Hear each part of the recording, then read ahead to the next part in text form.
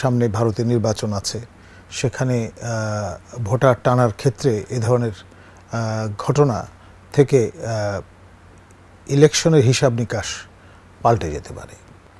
ভারত এবং পাকিস্তান দুটি রাষ্ট্রই tooth and nail আপনার নিউক্লিয়ার আর্মড নেশন, এবং তারা আপনার যে অবস্থায় এখন আছে টিট ফর ট্যাট একটা সিচুয়েশন।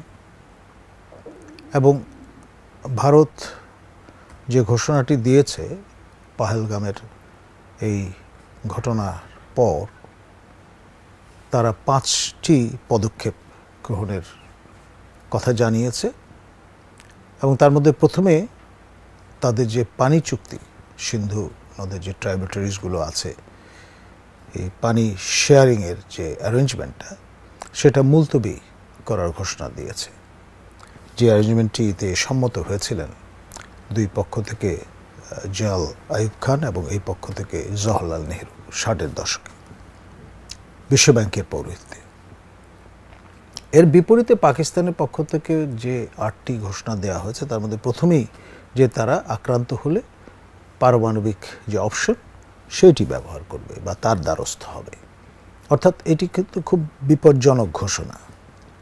এবং গতকাল রাত 1:45-র দিকে যখন আপনার ভারতের পক্ষ থেকে 9টি লোকেশন লক্ষ্য করে আক্রমণ চালানো হলো, মূলত পাকিস্তান নিয়ন্ত্রিত কাশ্মীরে,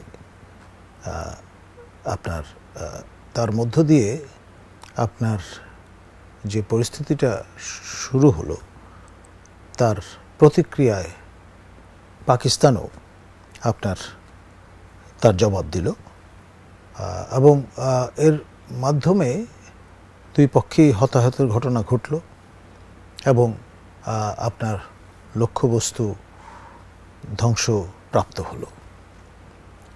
পাকিস্তানের দাবি যে 5টি ভারতীয় জঙ্গি বিমান তারা ভূপাতিত করেছে এবং জানমালের ক্ষতি তো হয়েছে।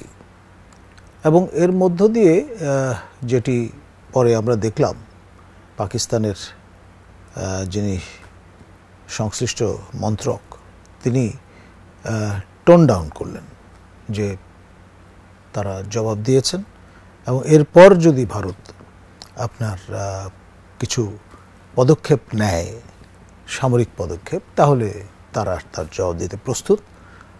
আদারওয়াইজ তারা রেস্টেইন করবেন, অর্থাৎ সংযমী হবেন। এই ঘোষণাটি তাদের পক্ষ থেকে এসছে। নানান ডিনামিক্স আছে এখানে। একটা হচ্ছে, প্রথমে যেটি বলা হয়েছিল যে আপনার নাম জিজ্ঞেস করে করে আমাদের বাংলাদেশে যারা দ্বিতীয় বৃহত্তম সম্প্রদায়ের মানুষ, সেই সম্প্রদায়ের যারা ভারতে পহেলগামে পর্যটক হিসেবে অবস্থানরত ছিলেন, তাদের নিকেশ করা হয়েছে। তো এখানে আপনার পরে জানা গেল 26 জনের মধ্যে 1 জন নেপালি, 25 জন ভারতীয় নাগরিক, তার মধ্যে আবার 15 জন ইসলাম ধর্মাবলম্বী। তো সেজন্য ঢালাওভাবে বলার সুযোগ নেই যে শুধুমাত্র হিন্দু ধর্মাবলম্বী বলে তাদের টার্গেট করা হয়েছে। এক। দ্বিতীয় যে ব্যাপারটি, পাকিস্তান সীমান্ত থেকে সড়ক পথে প্রায় 200 কিলোমিটার বেশি দূরে কিন্তু অবস্থিত পহেলগাম। সীমান্ত সংলগ্ন বিষয় নয় এটি। আর আরেকটি বিষয়, সেটি হচ্ছে এর ইলেকট্রাল একটা দিক আছে। আপনার সামনে ভারতের নির্বাচন আছে, সেখানে ভোটার টানার ক্ষেত্রে এ ধরনের ঘটনা থেকে ইলেকশনের হিসাব নিকাশ পাল্টে যেতে পারে।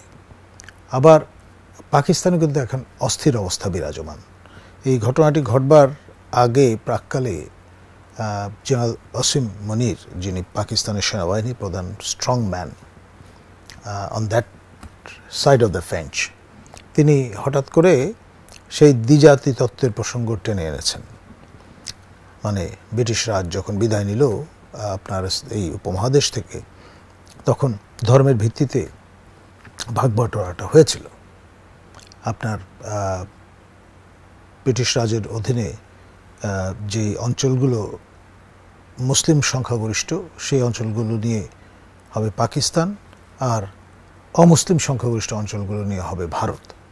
আর 550টার বেশি যে দেশীয় রাজ্য ছিল, প্রিন্সলি স্টেট, তাদেরকে 3টি অপশন দেওয়া হয়েছিল, either to join India or to join Pakistan or to remain independent. এবং এই শেষ যে অপশন সেটি এক্সারসাইজ করে 1948 সাল পর্যন্ত স্বাধীনতা বজায় রাখতে সক্ষম হয়েছিলেন হায়দ্রাবাদের নিজাম। এবং হায়দ্রাবাদের নিজামের রাজ্য সেটি ছিল largest princely state in India. Delhi দরবারে তারা 21টি গান স্যালুট পেতেন। আবার আপনার আমাদের বাংলাদেশের, বর্তমান বাংলাদেশের সীমান্ত সংলগ্ন যে কোচবিহার, এই রাজ্যটি 1949 সাল পর্যন্ত স্বাধীন সত্তা বজায় রেখেছিল। তারপর তারা ভারতে যোগদান করতে হয় তাদের।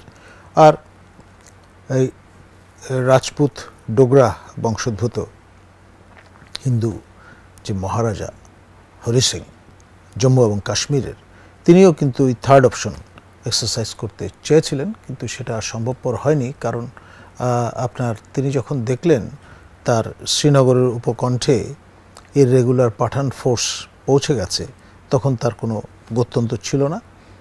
ভারতের তৎকালীন যে প্রধানমন্ত্রী জওহরলাল নেহরুর পরামর্শে তিনি অ্যাকসেশন ট্রিটিতে শর্ত সাপেক্ষে স্বাক্ষর করেছিলেন যে কাশ্মীরের স্বতন্ত্র পরিচয় থাকবে, নিজস্ব ফ্ল্যাগ থাকবে, কনস্টিটিউশন থাকবে। কাশ্মীরে ভারতের অন্য অঞ্চলের মানুষজন এসে জায়গা জমি ক্রয় করতে পারবে না, কাশ্মীরি নারীদের বিয়ে করতে পারবে না, এবং আপনার এখানে পররাষ্ট্র এবং ডিফেন্স এই দুটি বিষয় কেন্দ্রীয় সরকারের হাতে থাকবে, বাকি সকল ক্ষেত্রে কার্যত স্বায়ত্তশাসন ভোগ করবে কাশ্মীর।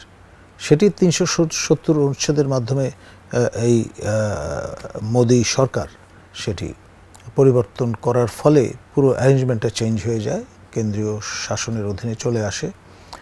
3টি ভাগে বিভক্ত হয়ে পড়ে ভারত নিয়ন্ত্রিত কাশ্মীর, আপনার লাদাখ, কাশ্মীর ভ্যালি এবং জম্মু।